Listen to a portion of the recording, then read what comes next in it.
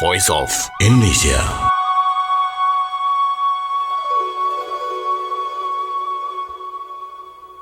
Dari World Service, Voice of Indonesia, from Indonesia to the world.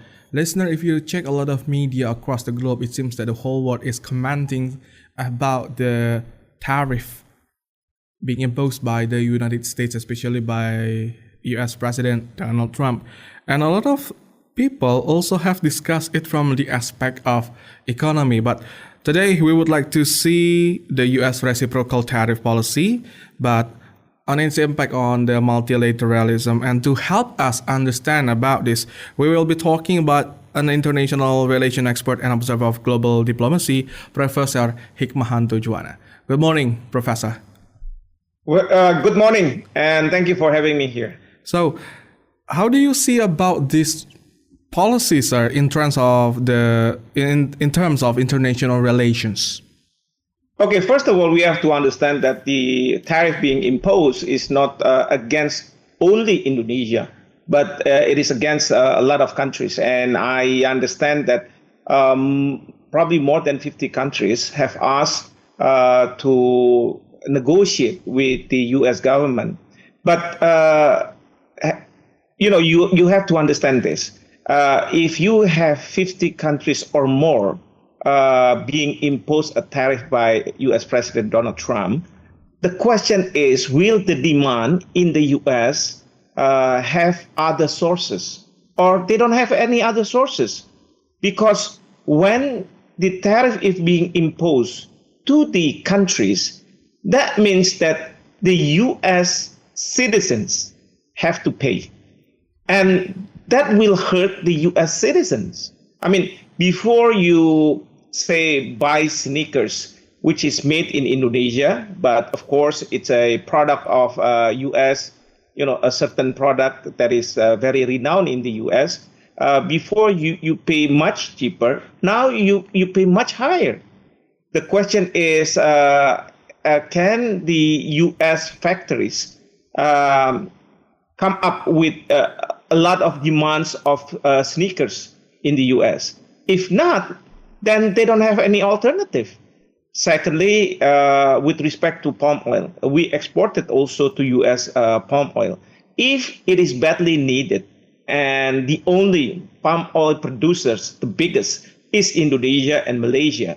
And if Indonesia and Malaysia is being imposed, that means U.S. citizens have to pay more.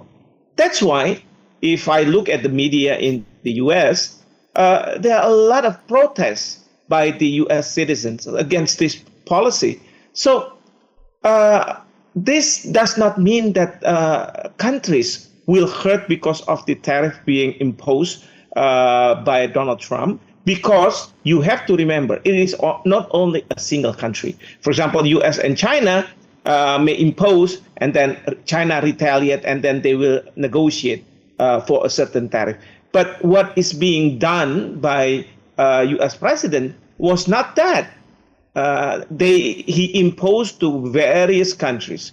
And do we, Indonesia, need to go to the U.S. and negotiate? I don't think so. We don't need to go to the U.S. because if we go to the U.S., the Secretary of Treasury in the U.S. said that more than 50 countries. The question is, in which number are we going to be queuing with respect to that? And this is a global phenomenon. This is not only Indonesia and U.S. Phenomenon. So that is my take on this issue. Okay, and how does it affect the international relations? Do people still think that U.S. still have a good relationship with everyone? Well, I'm thinking the reason why Donald Trump have imposed this tariff is that he wants to say, look, United States is the master of international trade. If we're going to impose, then you will have to come to us and negotiate. That is probably the message. That is one. Secondly, the U.S. wants to negotiate and try to say, look, you need to have the competitive advantage the same as in the U.S., meaning that he wants U.S. factories in various around the world to go back to the US and then start manufacturing product there and then opening jobs in the US. Because for Donald Trump to make America great again means that he needs to open a lot of jobs. And how are you going to open a lot of jobs where factories of the US enterprises, they reallocate their factories outside the US because it is much cheaper. Probably the workers are much cheaper. They get more profit out of this instead of staying in the US. So this is probably what he wants when he imposed a tariff, and he wants also that the US will be treated fairly, because in the old days, tariff is being used by the US government to quote unquote control other countries. If they are good, then they will have certain preference given by the US government to, for example, third world countries, including us, Indonesia, including China. But now, President Trump said, look, China is not third world countries any longer. So they have to pay the same tax, and then they want the US-based companies who are manufacturing in China to go back to the US. Okay, so that's his plan all along, according to you. And we have seen on the news that Indonesia will or might be negotiating with the US. Suppose that still happens, how do you see the negotiations would unfold? First of all, we do not know which number are we going to queuing, right? Because a lot of countries are coming to the US. Secondly, we have to look at the phenomenon. One, China said that they're going to retaliate. The same tariff as the US imposed. Second, European Union, they said, look, we are not going to negotiate. We're going to fight this with the US. Third, you look at Canada, you look to other countries, they do the same, right? So why is it that we want to negotiate? Unless it is between the US and Indonesia, yes, we're going to negotiate. If not, we just go along with, other countries, Hopefully, before 3 months, Trump will change his policy, because he will have to face his public in the US. There's going to be a lot of demonstration. And then they wanted Trump to rectify his policy, and hopefully he did. And after that, hopefully it is not going to be imposed. So what's the need to go to the US for that reason? And mind you this, in Indonesia, our president, President Prabowo, has wants to, save a lot of budget. So if we're going to send delegate and do nothing there, they're not going to do anything. Okay. So that's my thing. Okay, but if we still go there, so we know that the government is still going there, do we have the leverage that we can negotiate to lower the tariffs, sir?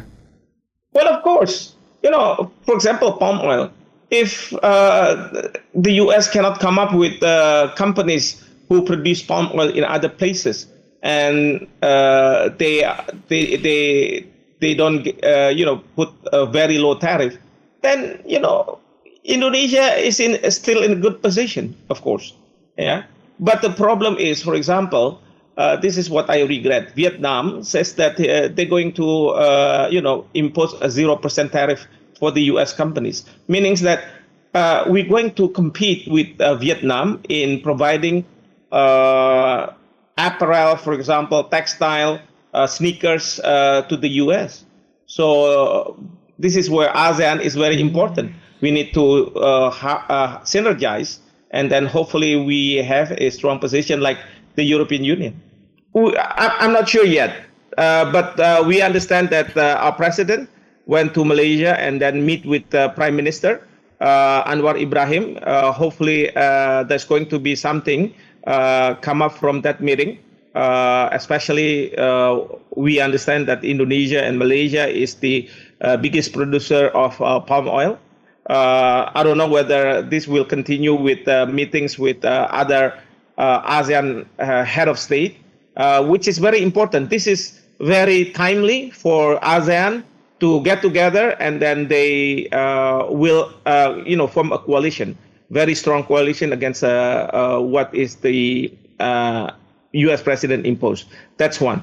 And secondly, I think Indonesia needs to start going to WTO, even though probably this is meaningless because we are going against a big country. But, based on rules and procedures, we need to go to WTO because U.S. is also a party to the WTO. And so that's it.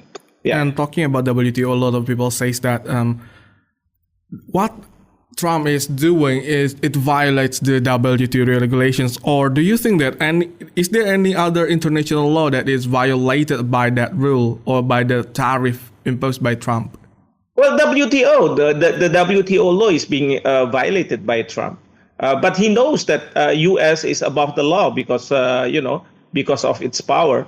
But still, as a law-abiding country, we need to go to the WTO and then bring this issue to the dispute settlement body. Even though I understand that there's not going to be any meaningful decision or meaningful outcome from this process. But still, as a law-abiding country, we need to observe international law.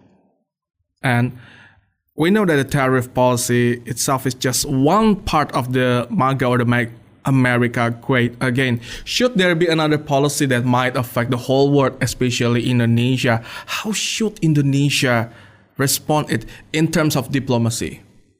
Well, I don't know.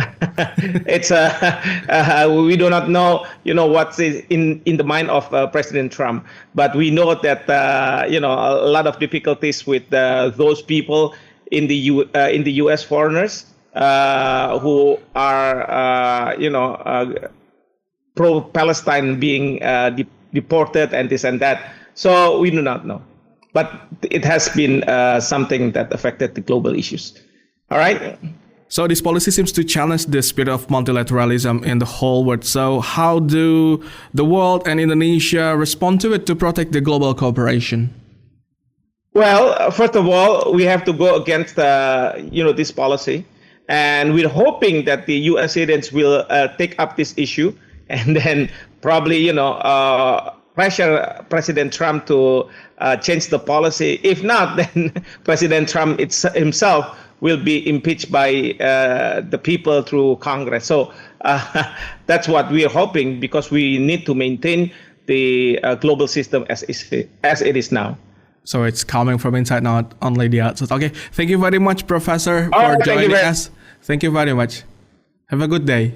Okay, listener, that is Professor Hikmahanto Juwana, international relations expert and observer for global diplomacy. And we've just talked about how the U.S. reciprocal tariff affected the multilateral cooperation and trade systems, including other things that Indonesia should be doing.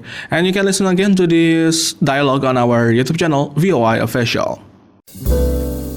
Voice of Indonesia.